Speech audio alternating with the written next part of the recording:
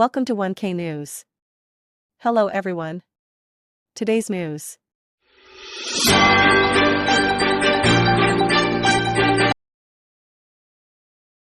తంబలపల్లి నియోజకవర్గ ప్రజలకు ఇచ్చిన మాట ప్రకారం తప్పకుండా అందుబాటులో ఉంటాను. ఏవైతే హామీలు ఇచ్చానో నెరవేరుస్తాను. 84,000 మంది పైచిలుకు ప్రజలు ఓట్లు వేశారు. నమస్తే, నేను మీ జయచంద్రారెడ్డి. తంబోలపల్లి నియోజకవర్గం ప్రజలందరికీ నేను ఏదైతే మాట ఇచ్చినానో, గెలిచినా ఓడినా నేను మీ బిడ్డని, మీకోసం ఎప్పుడు ఎల్లవేళలా దేనికైనా సిద్ధంగా ఉండి మీకు మీ సేవకై వచ్చినానని నేను ఎలక్షన్ ముందు మాట ఇచ్చిన. ఆ మాట ప్రకారం మీరు నేను ఓడినా మీకోసం నియోజకవర్గంలో ఉన్నాను, ఉంటాను. నన్ను ఓడించింది ప్రజలు కాదు. ప్రజల్ని ఎప్పుడు నేను తప్పుపట్టను.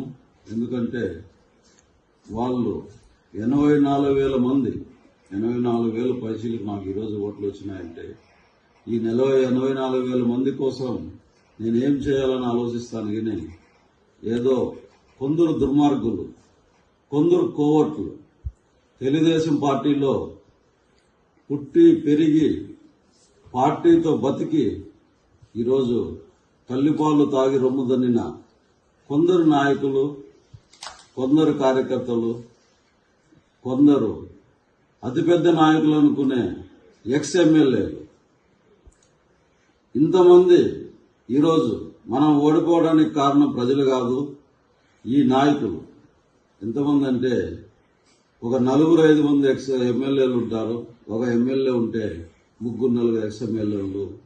ఇంతమంది ఒక సామాన్య రైతు బిడ్డ మీద, మీ బిడ్డ మీద ప్రభావం చూపెట్టి ఇంతమంది ఇన్ఫ్లుయెన్స్ చేసి ఇంతమంది నా మీద లేని రూమర్స్ ఏమంటే నేను ద్వారనాథ్ రెడ్డి దగ్గర డబ్బులు తీసుకున్నానని ఒకటి, రెండోది ద్వారనాథ్ రెడ్డిలకు అమ్ముడు వినానని ఒకటి, మూడోది వైసీపీ కోవట్టునని, నాలుగోది ఇట్లాంటి రూమర్స్, డబ్బులు పంచలేదని, డబ్బులు ఇవ్వలేదని, ఇట్లాంటి రూమర్స్తో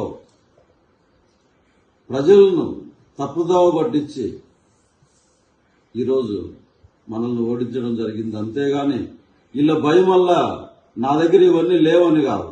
వీళ్ళకు ఉన్న భయం నాలాంటి వాడు రాజకీయాల్లోకి వస్తే ఎక్కడ రైతులు బాగుపడతారో, ఎక్కడ పిల్లలు ఉద్యోగాలు వచ్చి వాళ్ళ తల్లిదండ్రులు సంతోషంగా ఉంటారో అని ఒక దురుద్దేశంతో చేసిన పనులే తప్ప నేను ఎప్పుడు మీ నుంచి దూరంగాను.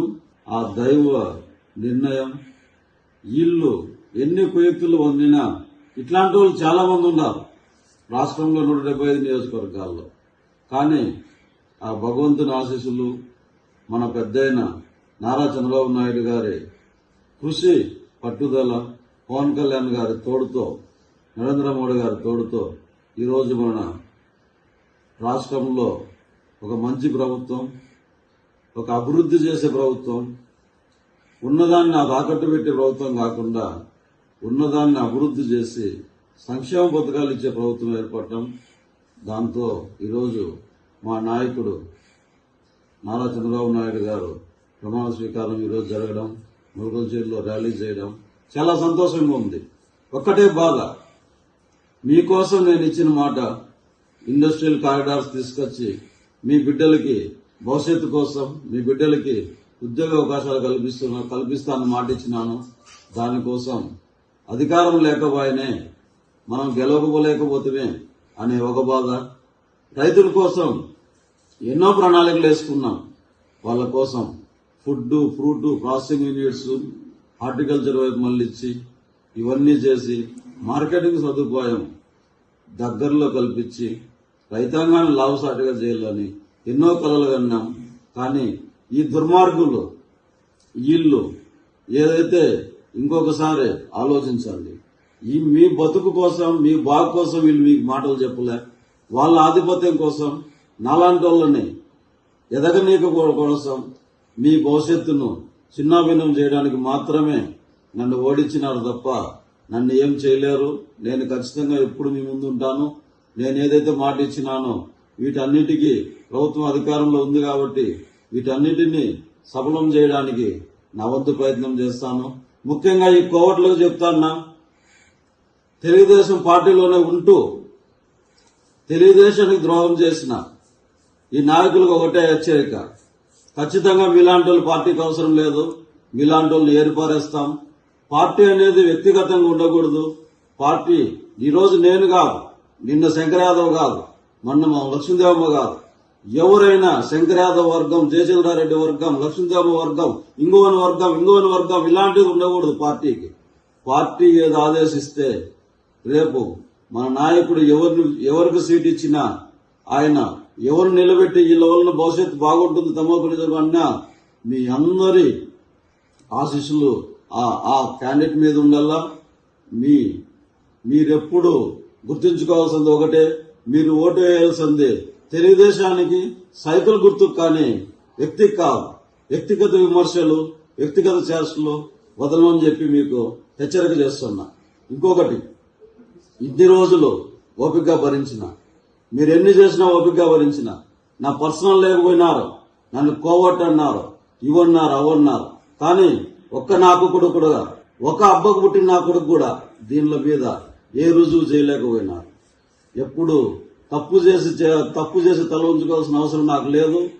ఇది ఒకటి, ఏ నా కొడుకులైతే ఒక అబ్బకు పుట్టిన నా కొడుకులు ఎవరైతే నా మీద దుష్ప్రచారం చేసినారో ఆ నా కొడుకులకు ఇదే హెచ్చరిక, నేను తప్పు చేయను, తప్పు చేసి ఒకరి ముందర తల ఉంచాల్సిన అవసరం నాకు లేదు.